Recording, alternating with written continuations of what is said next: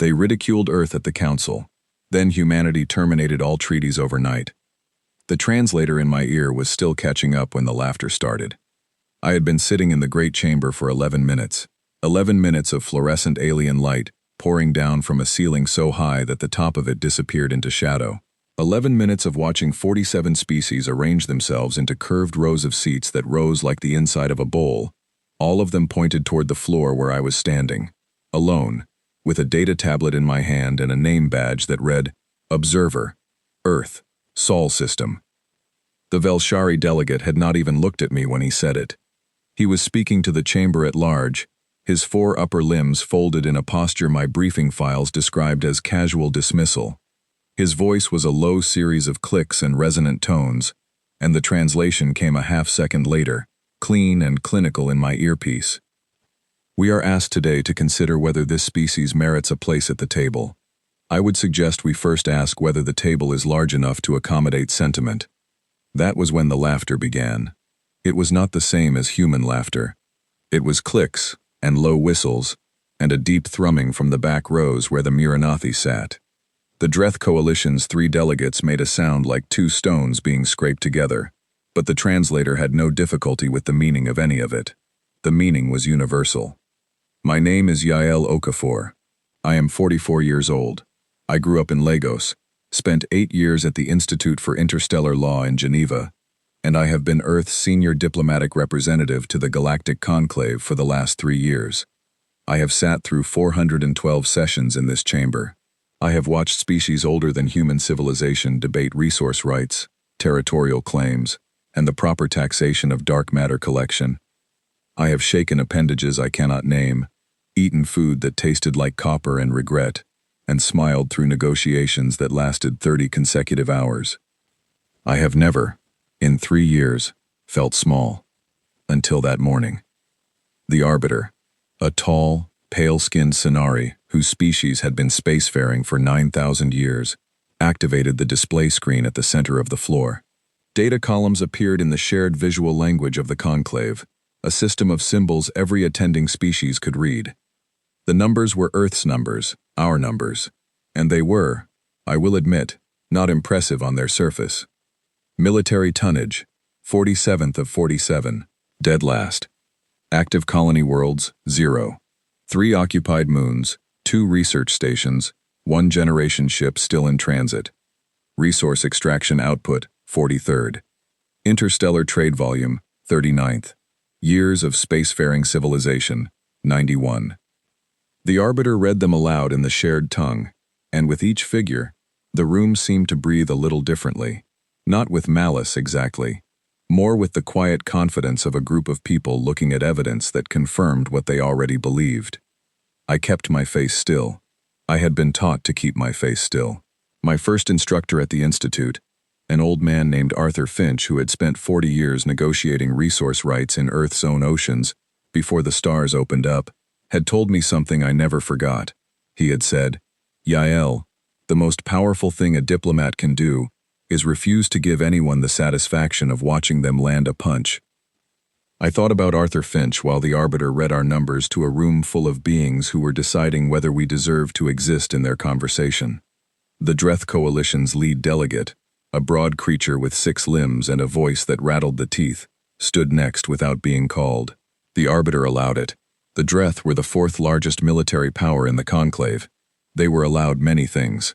The question before this body, the Dreth delegate said, is not whether Earth humans are an interesting species. They are, perhaps, interesting in the way that a newly discovered plant is interesting, worth study, worth cataloging, but not worth a seat in the chamber of decisions.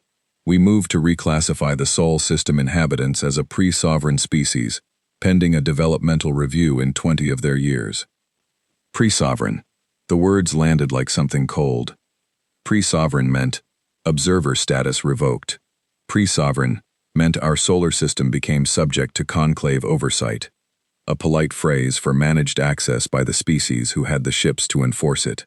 Pre-sovereign meant that the helium reserves on Jupiter, the water ice on the moons, the asteroid belt that Earth's mining operations had been slowly working through for 30 years, all of it would go into a shared resource pool administered by bodies that had made it very clear in the last 11 minutes, what they thought of us. I looked around the room. I looked at 46 species in those rising seats, and I did the one thing a diplomat is trained not to do. I let myself feel it. Not anger, not humiliation. Something quieter than both of those. Something that felt, if I am honest, like the moment before a decision. I had been authorized for this. The authorization had come from Director General Hashimoto in Geneva, 3 months before this session, after our intelligence team had modeled a 68% probability that exactly this scenario would unfold. The Dreth had been lobbying quietly for 2 years. The Velshari had co-signed the motion in private channels 6 weeks ago. The vote, when it came, was expected to pass with 31 supporting delegations. 3 months ago, Director General Hashimoto had sat across from me in a small room in Geneva, with rain on the windows, and she had said, "If it happens, Yael, you know what to do." I had nodded. I had not asked any more questions. Neither had she. The arbiter announced that the formal vote would be conducted the following cycle, at dawn session. It was standard procedure. A cooling period, a chance for any delegation to request a private review. In 91 years of attempting to participate in this conclave, Earth had never once been granted a private review we requested. This time, we did not request one. I gathered my data tablet. I stood up from the observer's seat.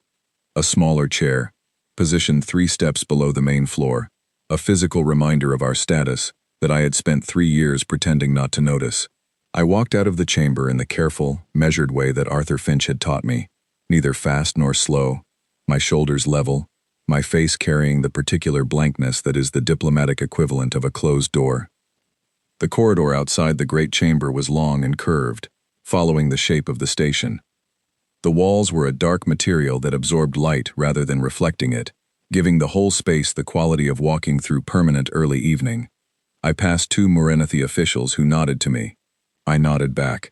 I passed a group of young Velshari aides who looked at me with open curiosity and said nothing.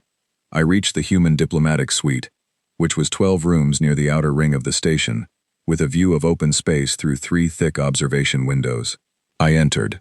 I locked the door behind me. My aide, a young man named Oliver Webb who had been with me for 2 years and who had the particular quality of knowing when not to speak, was sitting at the communications console. He looked at me. I looked at him. "Get me a secure line to Geneva," I said. It took 4 minutes to establish. Director General Hashimoto appeared on the screen. She was in her office. It was nighttime in Geneva. She was wearing the expression of someone who had been waiting for a call they hoped would not come. "How bad?" she asked. "The vote is set for dawn session. The Dreth motion has at least 30 supporting delegations, possibly more." She was quiet for a moment. Then she said, "Your read?" "It will pass," I said. "Probably 34 to 13. She nodded slowly. She looked at something to her left that I could not see. Then she looked back at me. "You know what I'm going to ask you," she said. "Yes," I said. "And your recommendation?" I had been thinking about this for 3 months. I had run the scenarios in my head during every session, every meal, every long hour of diplomatic small talk with species who looked at me the way people look at something they have not quite decided how to categorize. I had thought about what Earth needed, what Earth deserved, and what Earth had spent 91 years quietly preparing for, without ever quite admitting it to ourselves or anyone else. "Execute Protocol Severance," I said. The words were very calm when they left my mouth. They were much calmer than I felt. But Arthur Finch had taught me that calmness in the voice is a discipline, not a feeling, and I had practiced it long enough that the discipline held even when the feeling did not match. Hashimoto held my gaze for a long moment. Then she said, "Confirmed. 11 hours, as planned." She ended the call. Oliver was looking at me from across the room. He was 29 years old, very good at his job, and perceptive enough to have understood what he just heard. "So it's happening," he said. "Yes," I said. He let out a breath. Not fear, more the sound of someone who has been carrying a weight for a long time and has just been told they can put it down. "What do we do now?" I sat down in the chair by the observation window and looked out at the stars. They were very still and very far away, the way stars always are. "We wait," I said. And we let them do what they've spent 30 years preparing to do. He nodded. He went back to his console. I stayed at the window. Somewhere out there, in 12 star systems, in relay stations and fuel depots and communications hubs and quiet little offices where people had been sitting on sealed orders for years, humanity was about to do something very deliberate and very permanent. I did not feel triumphant. I did not feel afraid. I felt the way you feel before a storm that you have been watching build for a very long time, a strange, steady clarity, the kind that only comes when a decision has already been made, and all that is left is to watch it move through the world. The stars were still outside the window. I did not look away from them. I did not sleep that night, not because I was anxious, but because I did not want to miss any of it. Part 2 begins. The first termination notice went out at 11:47 in the evening, station time. It was filed through the standard Conclave Communications Network by a junior attaché named Carol Price, at our relay office near the Velshari border, a small, unremarkable station that processed about 900 diplomatic messages a day, and whose name most people in the conclave could not have told you without looking it up. Carol had been sitting on her sealed orders for 14 months. When the authorization came through, she opened the envelope, read the single page inside, and began executing the sequence she had memorized at training. The Velshari Non-Aggression and Trade Cooperation Agreement, signed in 2184, 22 pages, ratified by both parties and registered with the Conclave Secretariat, was formally voided under Article 31, Clause 9, which allowed either party to withdraw from the agreement with 24 hours written notice, no justification required. That clause had been our idea. In every agreement Earth had signed with every species in the Conclave over 91 years, our legal teams had insisted, gently, politely, always framing it as a procedural formality, on including a clean 24-hour withdrawal option. Some species had found it odd. A few had pushed back. We had always yielded on other points to keep that one. And in the end, no one had thought much of it. It looked like caution. It looked like the reasonable anxiety of a small, young species that wanted to be sure it could exit an agreement if things went wrong. It was not caution. At 11:52, a second notice went out from our station near Dreth Coalition Space. Then a third, at 11:58, from the hub at Kepler Station, which was the busiest of Earth's operational facilities and the one I was most curious to watch, because Kepler had fingers in more logistical systems than anywhere else we operated. Oliver was monitoring all of it from the suite. He had pulled up a live feed of the filing confirmations and was tracking them in silence, a cup of cold coffee at his elbow, his face lit by the blue glow of the display. 7 confirmed, he said quietly, at 12:14. Good, I said. I was still at the window. 14, he said, at 12:31. I turned from the window and came to stand behind him, looking at the screen. The names of the agreements scrolled by as the confirmations came in. The Muranathi Peaceful Transit Charter, the Sinari Cultural Exchange and Academic Cooperation Treaty, the Dreth Earth Isotope Processing and Fuel Routing Agreement, the Joint Conclave Infrastructure Maintenance Protocol, which covered 17 separate stations and relay points. One by one, each of them ceased to exist. Not cancelled in anger. Not torn up. Withdrawn. Legally, cleanly. Using the exact language each agreement had always contained. Exercising a right that had always been there, in plain sight, in every document we had ever signed. 22, Oliver said. It was 1:06 in the morning. I sat down across from him and poured myself water from the container on the desk. My hands were steady. I noticed them being steady and felt grateful for it. At 1:44, the Velshari delegate attempted to reach our suite. His communication request appeared on Oliver's console. Oliver looked at me. Decline, I said. Oliver declined it. At 2:09, the Dreth Coalition's senior diplomatic officer sent a formal inquiry through the Conclave's general communication channel, asking for clarification on the treaty notices being received by member states. The inquiry was addressed to all human diplomatic contacts on record. I read it. I did not respond to it. At 2:33, the Sinari Arbiter's office sent a similar inquiry, more carefully worded. noting that the Conclave Secretariat had received an unusual volume of Article 31 filings in the past 3 hours, and requesting confirmation that the transmissions were authorized. I drafted a response to that one. It took me 4 minutes. It said, "The transmissions are fully authorized by the Government of Earth and the United Human Nations. All filings are in compliance with the terms of the relevant agreements. Earth thanks the Secretariat for its diligence." I sent it. Then I went back to watching the screen. 31, Oliver said, at 3:18. His voice had gone very quiet. Not with distress, with a kind of concentrated focus, the way people sound when they are watching something unprecedented and do not want to miss any of it. I understood the feeling exactly.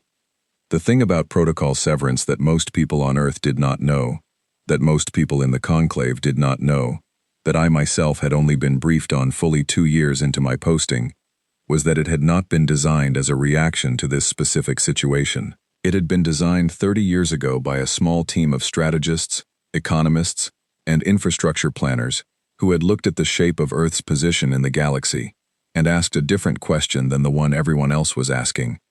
Everyone else was asking, how do we build power? They had asked, how do we build indispensability? The answer had taken 3 decades to construct, 1 relay beacon at a time, 1 maintenance contract at a time, 1 fuel depot and communications hub and deep space weather station at a time. Earth had never had the ships or the resources to compete with the major powers on their own terms. So we had not tried to compete on their terms. We had made ourselves useful instead. We had taken the contracts nobody wanted because they were too small, or too remote, or too technically demanding. We had built the infrastructure that everyone relied on, and nobody thought much about, the way nobody thinks much about the road, until the road closes. At 3:55, Oliver said, 38. 3 more to go. The last 3 were the ones I had been watching for, because they were the ones that would be felt the most immediately. The first was the Communications Relay Network Agreement, which covered 11 relay beacons operated by Earth that carried approximately 30% of general conclave communications traffic between the outer systems. 11 beacons did not sound like much until you understood that they were positioned at the specific gravitational points that made certain communication routes possible at all. Without them, those routes did not slow down. They stopped. The second was the Kepler Station General Services Agreement, which covered the fuel processing and storage facility that supplied 3 Dreth fleet groups currently in transit. The third was the Deep Space Environmental Monitoring Compact, which covered Earth-operated sensor arrays that provided early warning data for stellar weather events across a sector of space that contained 9 inhabited systems. At 4:19, Oliver said, 39. At 4:41, he said, 40. I stood up. I stretched my back, which had been tight for hours. I walked to the small kitchen unit in the suite and opened a sealed container of instant noodles that I had brought from Earth 3 weeks ago, because some things you do not trust the station's replicators to get right. I added hot water. I stood at the counter and ate them slowly while Oliver watched the screen. 41, he said, at 4:58. 1 more. The Communications Relay Network Agreement terminated at 5:23 in the morning, station time. And at 5:24, 11 beacons went into standby mode. The Conclave's outer communication routes did not slow down. They stopped. Oliver let out a long, slow breath. He leaned back in his chair and put his hands over his face for a moment. Then he took them away and looked at me. All 42, he said. All 42, I said. He was quiet for a moment. Then, they're going to know in about 20 minutes, when the morning communication queues start failing. Yes, I said. And the Dreth fuel situation will hit their transit commanders in about 6 hours. Probably sooner, I said. Their operations officers will notice the Kepler station handshake failure before the fleet commanders do. He nodded. He was calculating something. I could see it in his eyes, the way he always looked when he was running numbers. The relay beacon issue is going to be the loudest, he said. 9 systems losing comms. Yes. People will be frightened, he said. Not a criticism, just an observation. Some, I said, for a short time, until they understand it is not an attack or a failure, it is a withdrawal. He nodded again. He picked up his cold coffee, looked at it, put it back down. "I keep thinking about the vote," he said. "They were going to reclassify us. Just like that. 30 years of work. 91 years of trying to be part of this thing. And they were going to sit in that room and vote to reduce us to a managed species." "They were," I said. "And now," he gestured at the screen, at the list of 42 terminated agreements glowing quietly in the blue light. "And now," I said, "they will find out what it cost them to find us not worth keeping." I finished the last of my noodles. I put the container in the recycler. I went back to the window. The stars were beginning to shift slightly as the station continued its slow rotation. In 2 hours and 40 minutes, the dawn session of the Galactic Conclave would open. They would call for the human delegation to take the observer seat so that the vote to reclassify us could proceed. I was not going to take the observer seat. I thought about the 34 delegates who had been prepared to vote against us. I thought about the Velshari delegate with his casual, folded limbs and his voice full of comfortable certainty. I thought about Arthur Finch telling me that the most powerful thing you can do is refuse to give anyone the satisfaction of watching a punch land. I had refused to do that yesterday. Today was different. Today I was going to walk into the center of that chamber and say something that no Earth diplomat had ever said in the history of our presence in the conclave. Not a protest, not a request for reconsideration, not an appeal to fairness or history, or the long and difficult road of 91 years of trying to belong to something larger than ourselves. A simple statement of fact. I stood at the window and practiced it quietly, the way you practice something you want to say exactly right. Oliver, at his console, had started a new log. At the top of it, he had written the date and the time, and a single phrase, Day 1 of the new arrangement. I thought that was exactly right. Outside the window, the stars held their positions. They had been there for billions of years. They would be there long after this morning was finished. But this morning, for the first time in the history of our species' short and turbulent engagement with the galaxy, the stars were going to look a little different from where I was standing. Because when the dawn session opened and they called my name, I was not going to stand below the main floor. I was going to stand on it. Part 3 begins. The conclave's morning communication queues began failing at 5:47 station time. I know this because Oliver had a secondary feed running that showed the Secretariat's infrastructure monitoring system, which we had access to through a technical cooperation agreement that had, notably, not been among the 42 terminated overnight. Oliver had left that one intact deliberately. We needed to be able to watch what was happening without asking anyone for a report. The failures started small. A batch of routine administrative messages from the outer systems returned undelivered. A scheduling notice for a Muranathi trade subcommittee went out and came back with an error code that the network had not generated in 11 years. A freight routing confirmation from a Sinari logistics hub near the relay point at Station 7 simply did not arrive. By 6:10, the conclave's own IT infrastructure team had logged 47 anomalies and escalated to their senior network director. By 6:30, they understood that 11 relay beacons had gone dark. I know all of this because Oliver was watching the monitoring feed and reading the escalation logs to me in a quiet, steady voice, the way someone narrates a situation they want you to understand fully, without adding any emotion to it. Oliver was very good at that. I was ready. I had washed my face, changed into a clean formal jacket, and drunk a cup of actual coffee from a small sealed pouch that Oliver kept stocked because he knew my habits. I was sitting at the desk going through the statement I was going to make in the chamber, reading it once more, checking the language. It was not long. The best statements never are. Arthur Finch had believed that the length of a diplomatic statement was inversely proportional to its effectiveness, and after 20 years of watching him be right about almost everything, I had no reason to disagree. At 6:51, a priority communication came through from the Dreth Coalition's diplomatic office. It was not addressed to me personally. It was addressed to all human diplomatic representatives, Sol System. The message was short and used careful language, but the careful language could not quite hide what it actually was, which was alarm. The Kepler Station fuel processing facility had not responded to the routine morning handshake from Dreth Fleet Transit Command. 3 Dreth Fleet groups, currently between systems and relying on the Kepler depot for their next fuel cycle, were now operating under contingency protocols. The Dreth diplomatic office wished to inquire as to the nature of the communication disruption and requested immediate clarification. Oliver read it to me. Then he looked up. Immediate clarification, he repeated. File it, I said. We'll address it after the session. He filed it. At 7:04, a second communication arrived from the Scenari Arbiter's office, this one addressed to me directly, and marked urgent.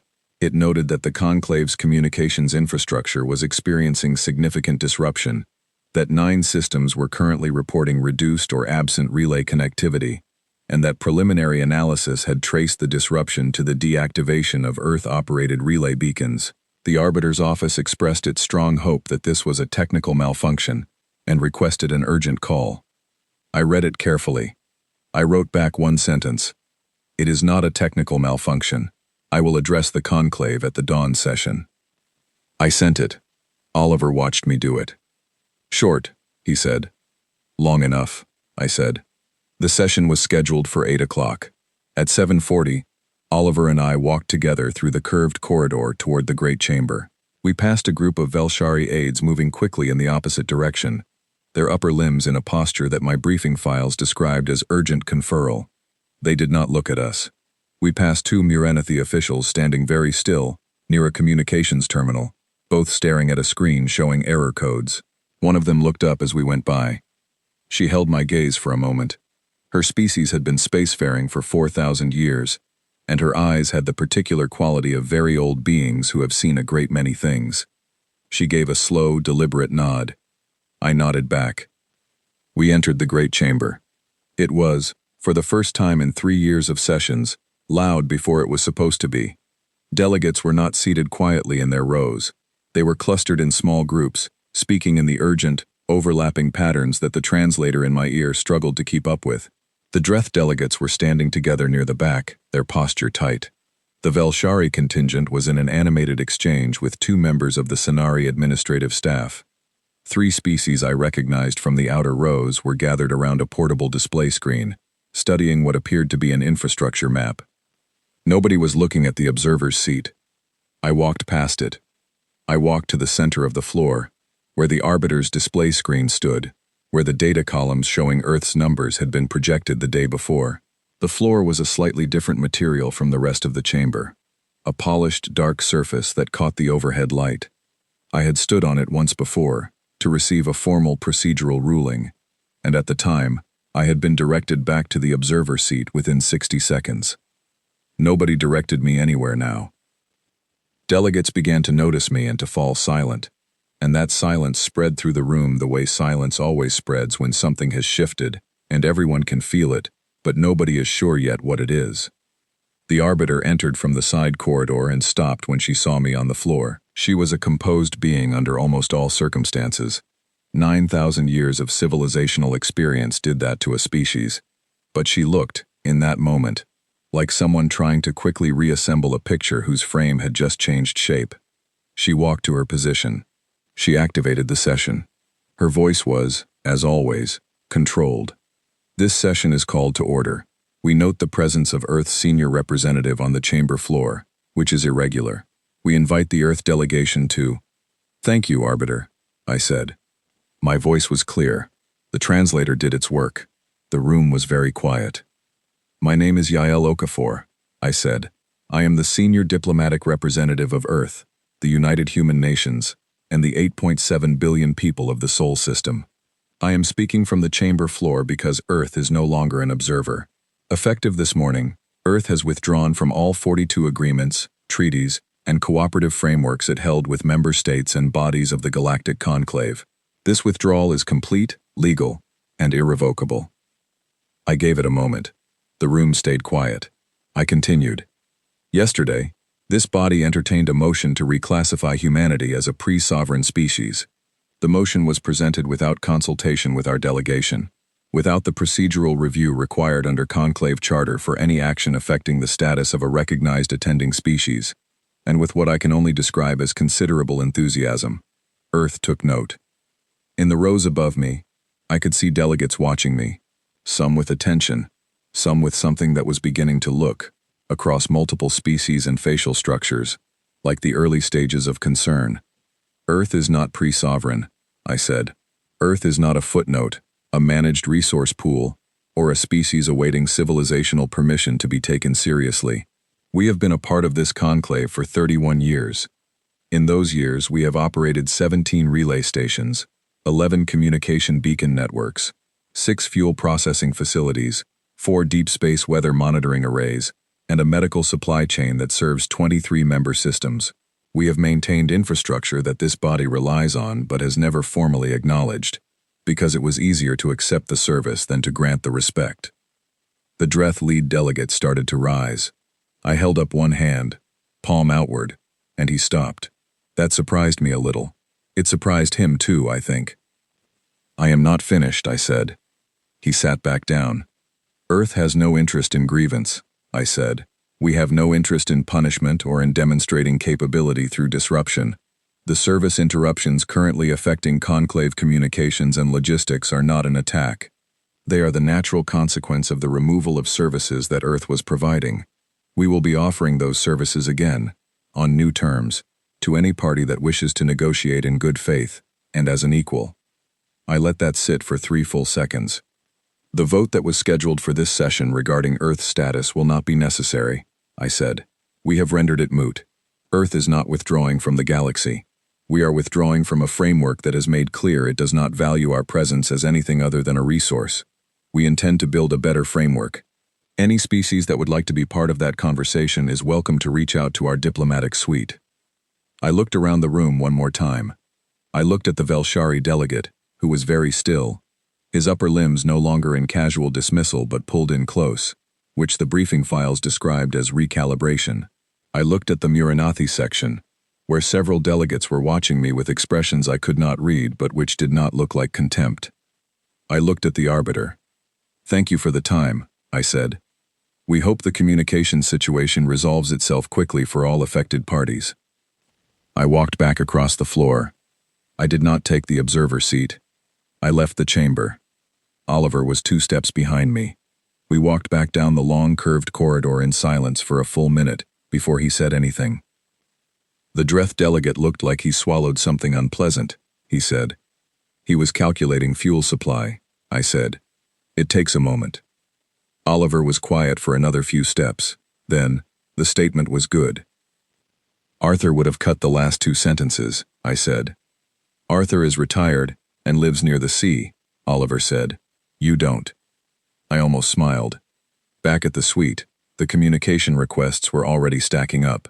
29 of them in the 20 minutes we had been away, arriving from 11 different species, in a range of tones from urgent to frantic to, in 2 cases, extremely formal and carefully phrased in a way that was designed to sound calm, but was not. I sat down. Oliver pulled up the queue. Where do you want to start? He said. I thought about it. The Muranathi, I said. Start with the Muranathi. He looked at me. They didn't contact us. Exactly, I said. Schedule a call and invite them. He began to understand, and the beginning of understanding changed the look on his face from focused to something that was almost hopeful. Outside the observation window, across the vast and unimpressed dark of space, 9 systems were sitting in unusual quiet, waiting for signals that were not coming through. 3 Dreth fleet groups were holding position and burning reserves. 11 beacons were dark, and 47 species were, for the first time in the history of their dealings with Earth, thinking very carefully about what they actually knew about us. The answer, I suspected, was going to surprise them. It had taken 30 years to build, 30 years of quiet work, of choosing contracts that nobody else wanted, of being reliable in places where reliability was unglamorous and unnoticed. 30 years of inserting a single clause into every agreement we signed, a clause so standard and so small that it had never once been challenged. They had looked at our numbers and seen last place in nearly every column. They had not looked at what the numbers were attached to. They were looking now. I opened the channel to the Muranathi delegation and waited for someone to answer. Outside the window, the stars were very bright, the way they always are when the things between you and them have been cleared away. This was not the end of anything. It was the first morning of something else entirely. Part 4 begins. Within 72 hours, I had 41 delegations requesting meetings. Not all at once. They came in waves, which told me a great deal about how each species processed a situation that had not gone the way they expected. The Velshari contacted us first, within 4 hours of the session, before most of the infrastructure implications had fully materialized. The Dreth waited 16 hours, which was pride and calculation in equal parts. Several of the smaller species sent formal inquiries almost immediately, careful and courteous, the kind of messages that were clearly drafted by legal teams trying to leave every option open. I read them all. I responded to none of them on the first day. This was not cruelty. I want to be clear about that because it was the question Oliver asked me on the evening of the first day, with the directness he had that I always appreciated. He asked me whether making them wait was strategic or whether it was personal. He meant the question honestly, and it deserved an honest answer. Both, I said, and neither one of those is wrong. He thought about that. He was sitting across from me at the long table in the main room of our suite, with the communication queue on his screen, and a half-eaten meal beside him, and he had the look of someone who was genuinely trying to understand, rather than simply to agree. If we respond too quickly, I said, we become reactive. We become the species that was waiting by the door. And if we never respond, we become something worse than that. A disruption without a direction. That's not what this is.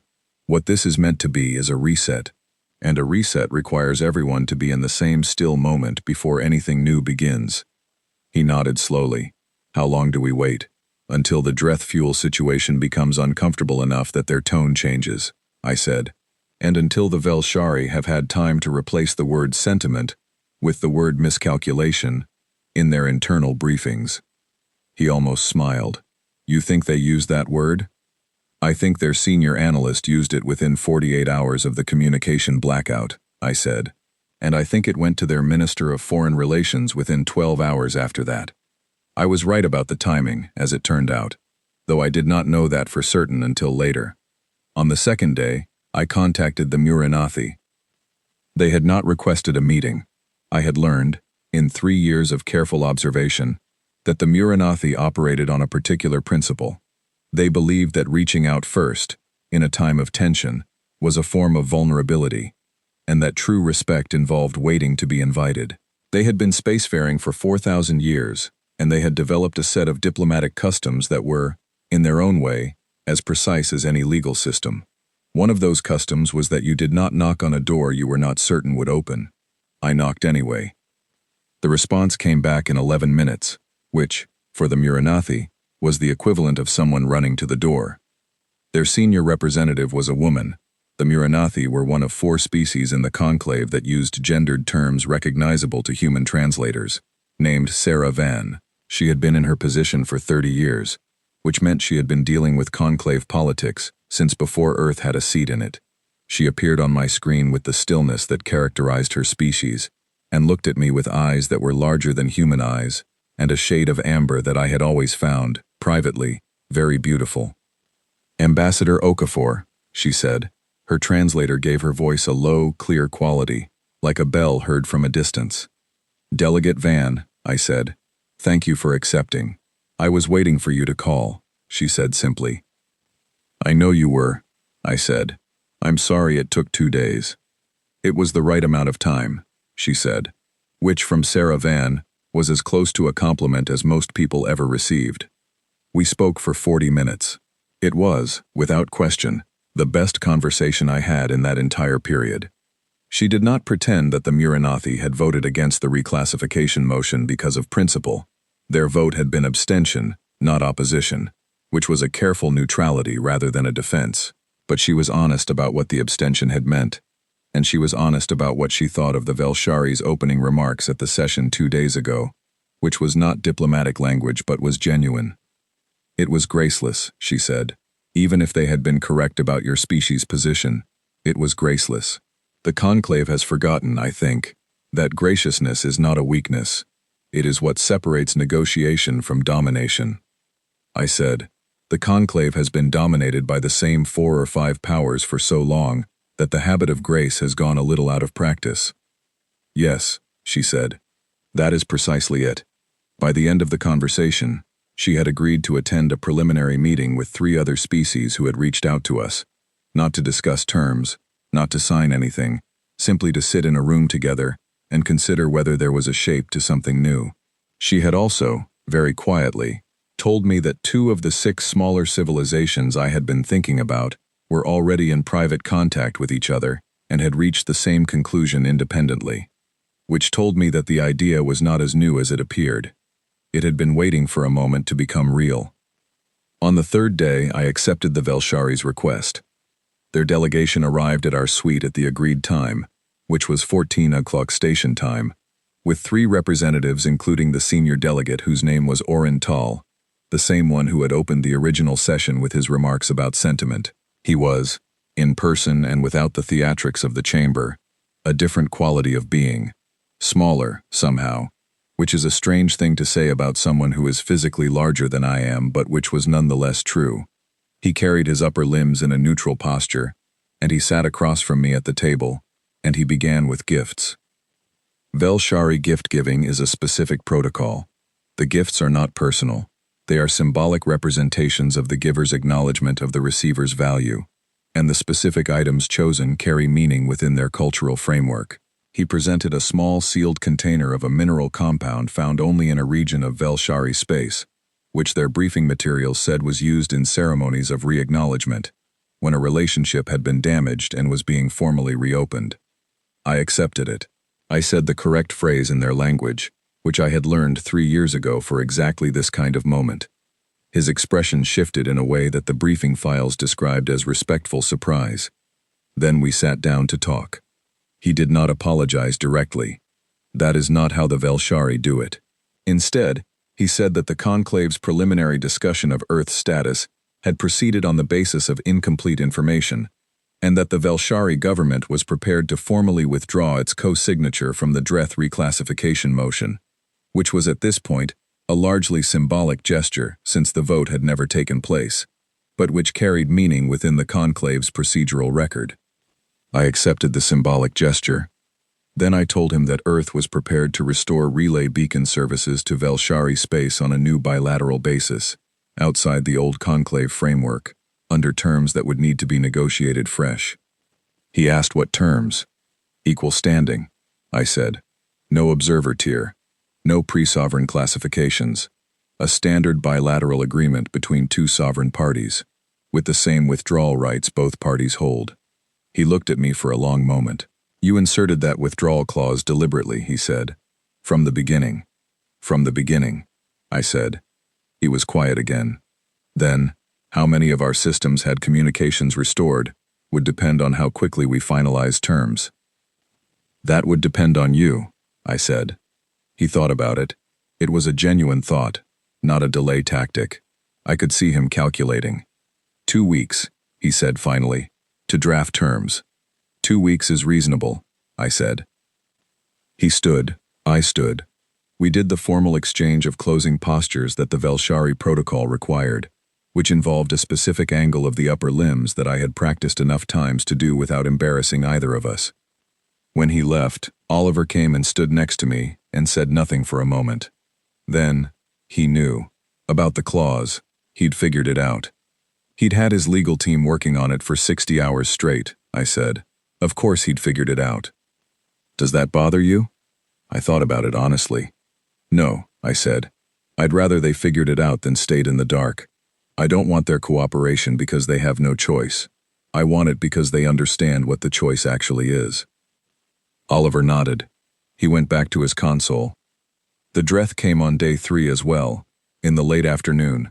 They came with lawyers, as I had expected, which was their way of saying that they were treating this as a contractual matter rather than a political one. 3 legal representatives and their senior diplomatic officer, a being named Carr, who was built like something that had been compressed under great pressure and had the eyes of someone who had spent a career in rooms where things were decided. He did not bring gifts. He brought a prepared statement. I listened to the statement. It was careful, thorough, and entirely focused on the fuel supply situation at Kepler Station, which had now been offline for 3 days, and which was creating genuine operational difficulty for the stranded fleet groups.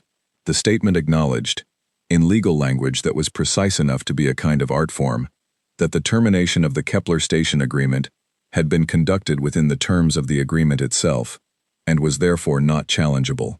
It then proceeded to request, in equally precise language, that Earth consider a temporary restoration of services, pending new negotiations. When Carr finished reading it, he looked at me. "We understand," he said, departing slightly from the formal language for the first time, "that the situation at the conclave session was not handled well." "That is one way to describe it," I said. "The Dreth Coalition did not originate the reclassification motion," he said. "No," I said. "You co-sponsored it." He did not flinch. Carr did not appear to be the kind of being who flinched. "We co-sponsored it based on an assessment of strategic alignment that we are now reviewing." "I see," I said. "We would like to discuss the restoration of Kepler Station services."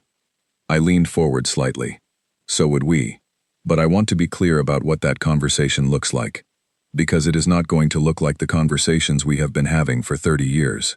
The conversations we have been having for 30 years were conducted on the assumption that Earth was the junior party, that we should be grateful for the seat, reasonable in our expectations, and flexible on our terms because the alternative was to have no seat at all.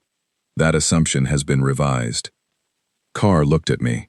He looked at me for a long time, with an expression I could not translate because it was not in my briefing files.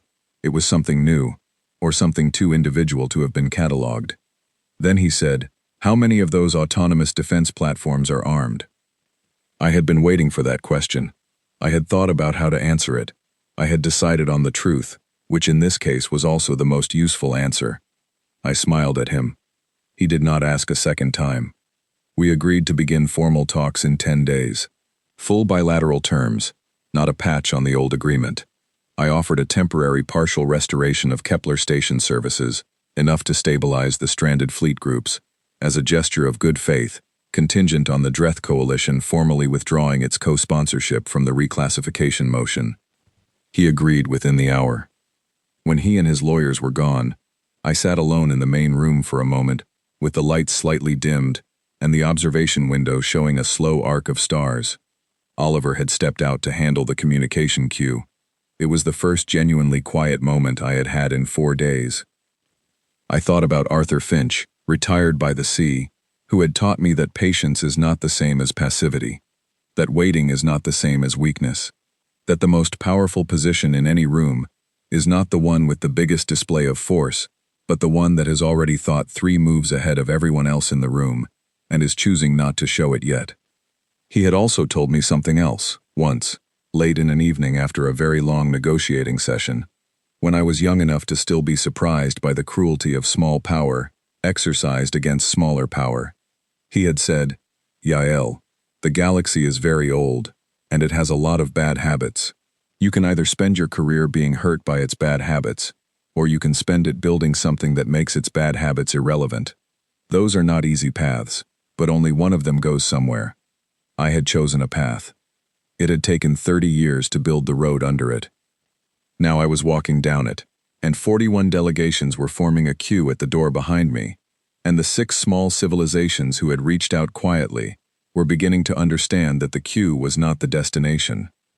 The destination was the table I had mentioned in my statement, the better one, the one without an observer tier or a pre-sovereign category, or a chair 3 steps below the main floor. It did not exist yet. But that was fine. The best things rarely do, until someone decides to build them. Part 5 begins.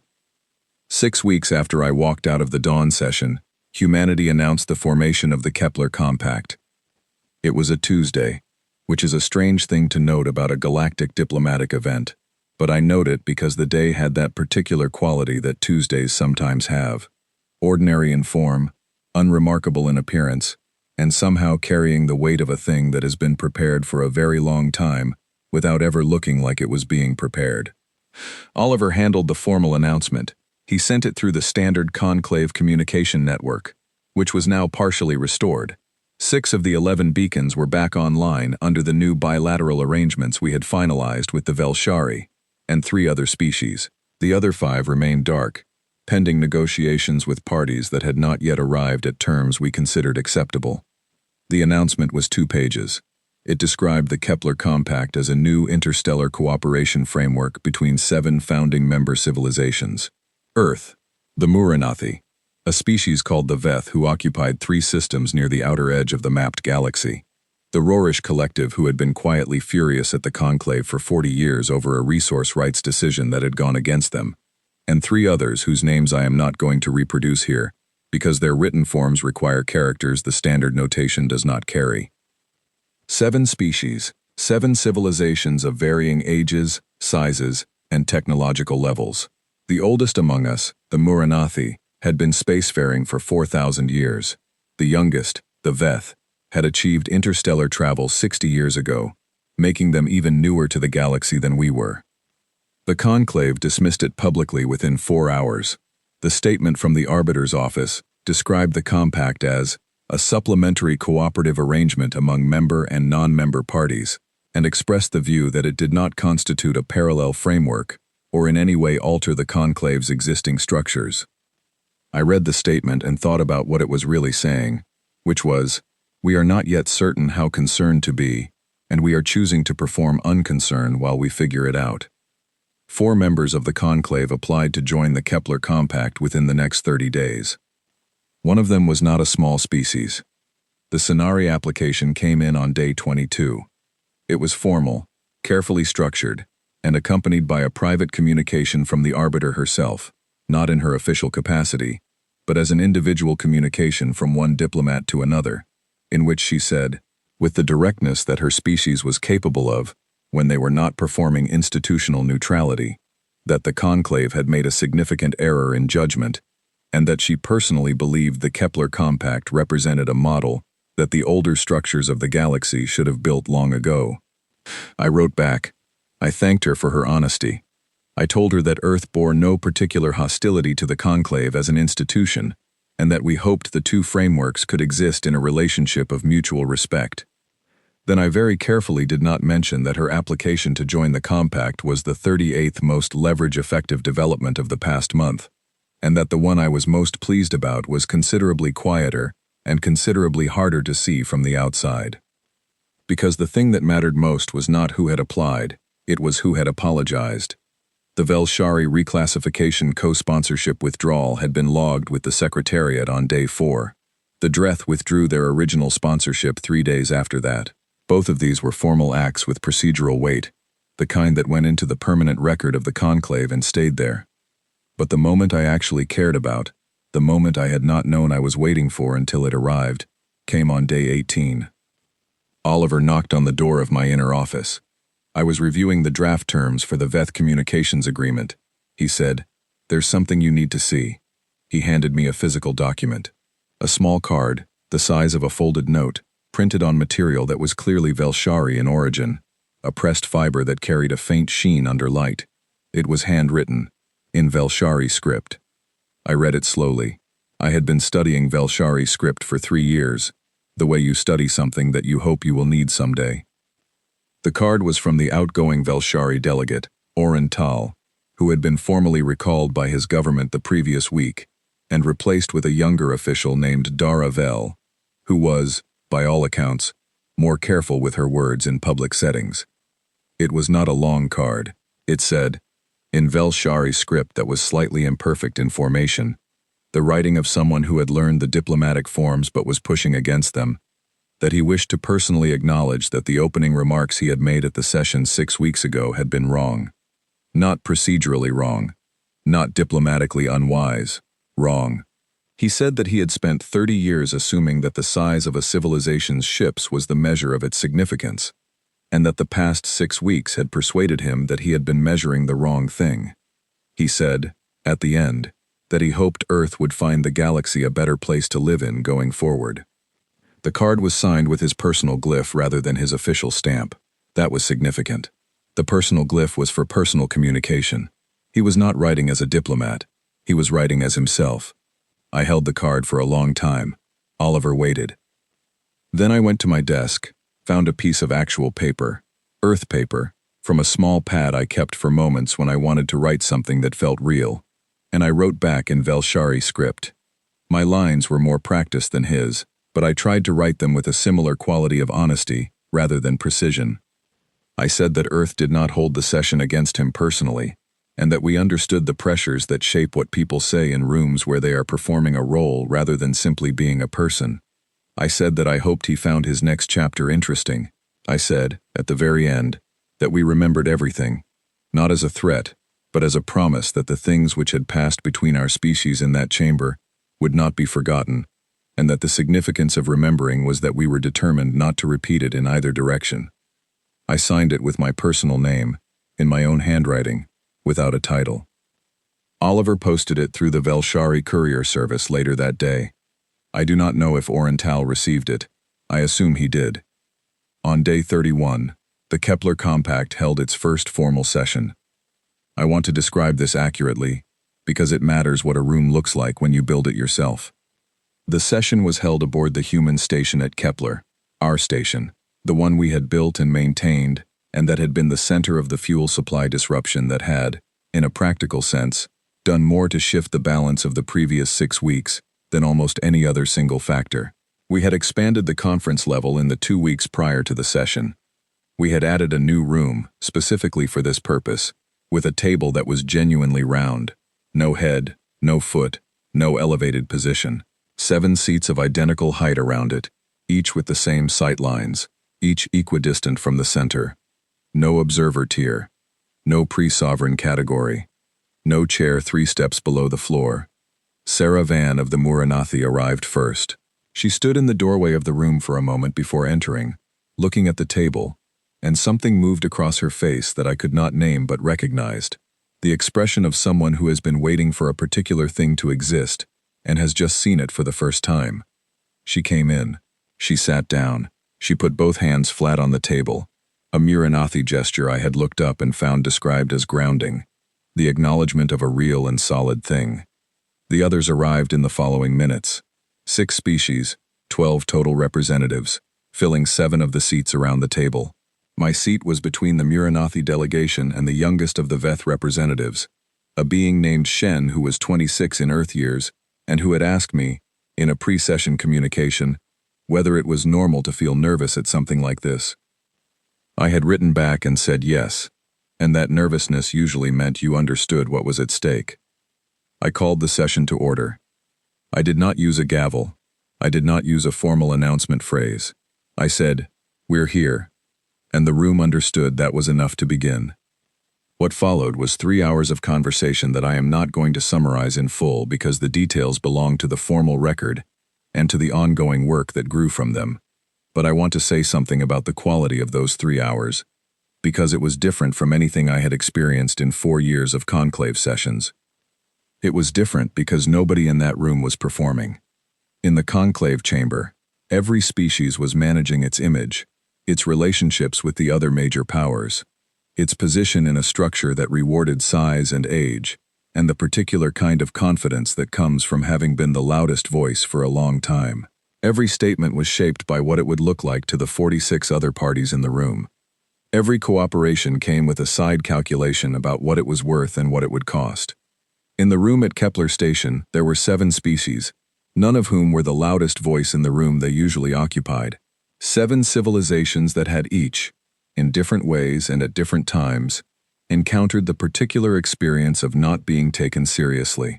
7 sets of people who had come to the table not because they had been required to, but because they had chosen to.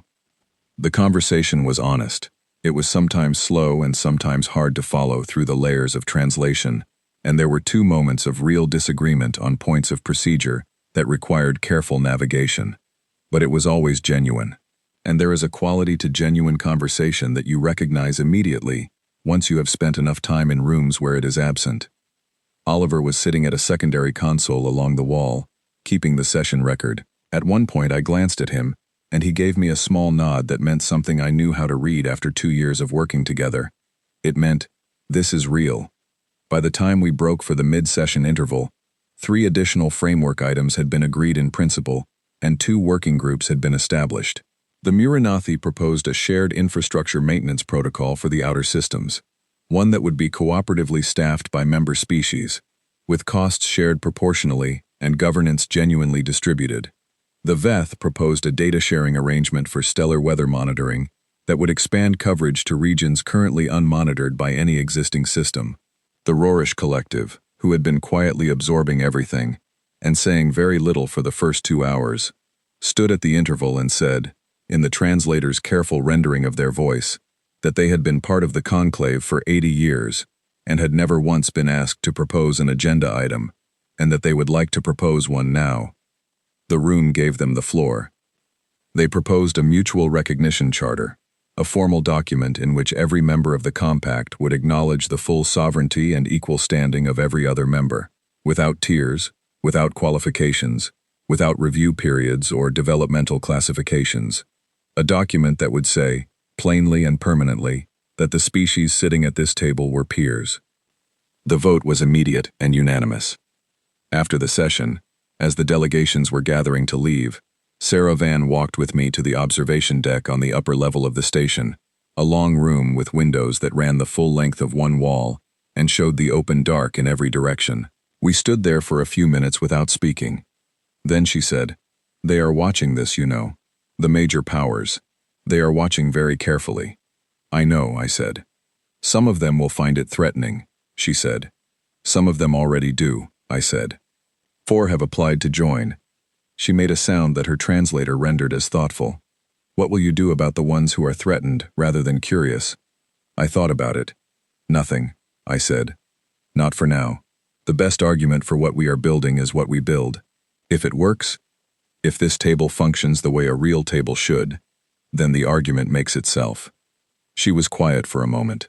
Outside the windows, a slow-moving piece of debris tumbled past, catching the distant starlight. "In 4,000 years," she said, "I have seen many frameworks, many alliances, many compacts and accords and cooperative structures of every kind. Most of them fail, not because the species involved are bad or foolish, but because the structure is built on someone's advantage rather than on something shared. The advantage shifts, and the structure goes with it." "Yes," I said. "What is this one built on?" I had thought about this question before. I had thought about it in a long-ago evening in Geneva, with rain on the windows, and on the quiet nights in the diplomatic suite when the stars were very still. I had thought about it while sitting on a floor that a great chamber had not quite known what to do with me being on. "Inconvenience," I said. She turned to look at me. "We have all been inconvenient to the existing structure," I said. "Too small or too new or too far from the center of things, or too principled at the wrong moment. The conclave was not built for us. It was built for the species that were already large when the building happened. We are not trying to replace it or destroy it. We are building a room that was designed from the beginning to fit the people who are actually in it." She was quiet again. The debris had drifted out of view. "That," she said, "is either very wise or very optimistic. Arthur Finch would say it is the same thing," I said. "Who is Arthur Finch?" "The wisest man I ever met," I said. "He lives by the sea now. I should call him." She made the sound the translator rendered as warmth. We stood there a little longer, the two of us, looking out at the space between stars. In my left jacket pocket, my secure communicator had 7 unread messages from conclave delegations, 4 from Earth's own government requesting updates, and 2 from the species that had not yet joined the compact and were, by the tone of their recent inquiries, reconsidering. I did not look at any of them. I looked at the stars. In the main conference room below us, Oliver was finishing the session record and beginning to draft the formal documentation of the Mutual Recognition Charter. He had told me before the session that he was going to frame the original copy himself and hang it on the wall of whatever office he occupied for the rest of his career. I had told him that was excessive. He had said that excessive was relative. Somewhere across the galaxy, 11 beacon slots waited to be reactivated under new terms with parties who had not yet finished arriving at those terms. 3 Dreth fleet groups had returned to their home systems under the partial Kepler restoration. The deep space weather arrays were back online for 6 of the 9 affected systems, with the remaining 3 in active negotiation.